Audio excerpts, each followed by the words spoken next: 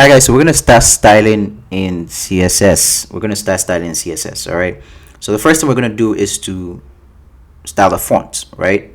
The entire body font, right? So the entire web page. To do that, we're gonna use body. Remember, to style an element, you need to call the elements, all right? But before we do that, we want to change the font. So you go to fonts.google.com. Let me just make this bigger. So you go to fonts.google.com and then you can pick your fonts. Yeah, so fonts.google.com. So you can look at what fonts you like and then pick that. I'm gonna go for yes, Anton. I'm gonna go for this, and then you click on select style, and I'm gonna use the import, and then I'm gonna copy all of this apart from the style. Yep, and I'm gonna paste that here. I'm gonna paste that here. So you just paste it so it's bigger so you can see. So I'm going to paste it here, and now in the body, so that's on the top of the body, and now in the body you can paste the font family. Basically that's saying font family, what you want the font to look like. All right, so we just copy and paste. Let's put that here and bring it back here. All right, and just do paste. Okay, so that's the body, and then save that. You can see that the font has changed, right? We can also change the font size. So we can say font size is 17px. Yeah, that's the size. If you want to see that it's bigger, you can say 30px. Then it becomes bigger, but we don't want that. So let's keep it at 20. All right, 20px. Now, if we want to start another element, so in this case, let's say we want to start the h2 because we want to change the color. We can just start specific element and say h2, and then say background color. And let's make the background color, sorry, let's make it purple, but I don't want this purple. So you can touch with Visual Studio Code, you can touch and then change the styling. So I want this one rather, right? Oh, sorry, not background color because I don't want to change the background. I just want the text to change. So yes, that's what you get. Change the text. And now we can start styling the actual form, right? So you need to say form if we want to style the actual form. So we're styling the form itself, and so the first thing we want to do is give it a margin and say margin 10%, and then this is 0 auto actually 0 auto. Let's do that.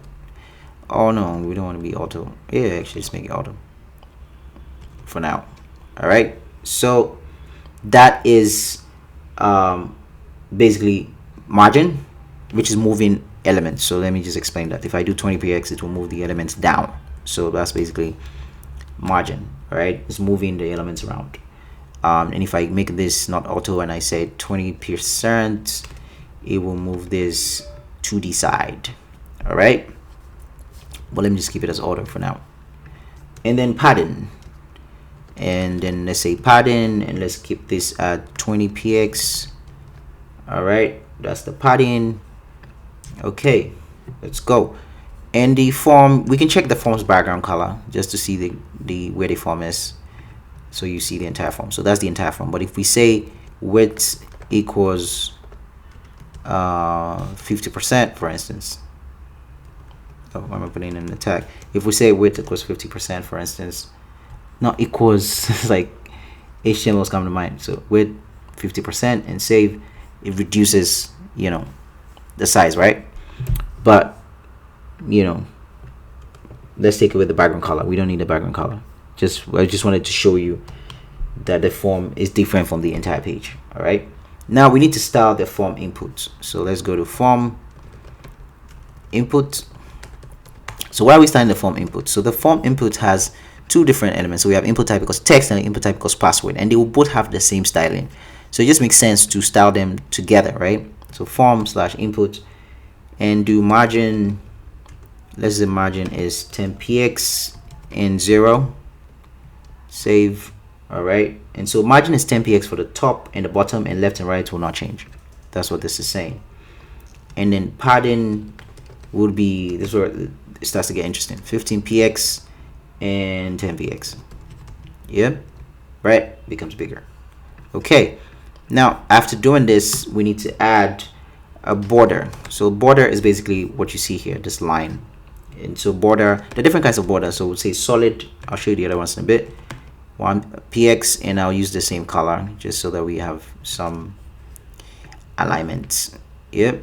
And save. How you can really see it is if I increase it to 5px, you can see the thickness, but I want that, I just want 1px. The different kinds of borders too, that we have dotted. So if I do this, it would show a dotted sign. If I increase it, you can see better, right? But we don't want that as well. We just want solid, so we'll say solid. Save. That's it. Now we can add a border radius so that it's curvy. It's not, you know, radius. Let's say 15px. Yeah, so it's curvy a bit. All right, now we can work with the button as we try and wrap this up. So we can say button, and then button will be color. Let's do the color first. So background color, let's just use the same color, right? Yep. And then text will be white. So color for the text of the element will be color white. Save. And then padding, we need to give it a padding. So padding will be 15px and then 20px. Let's do that. Save. Now that makes it bigger. And then we can do a cursor pointer, because right now it's not pointing, so I want to make it pointed. So we'll say cursor, and then we say pointer. Yeah. Save. Now when we touch, it should point. Yep. So cursor pointer, and then border radius, so you want to give it a border radius as well. Border radius 15px. Save. So that's it. In the next, please make sure you do your form and send it to your GitHub. Send us a GitHub link, and I'll see you in the next video.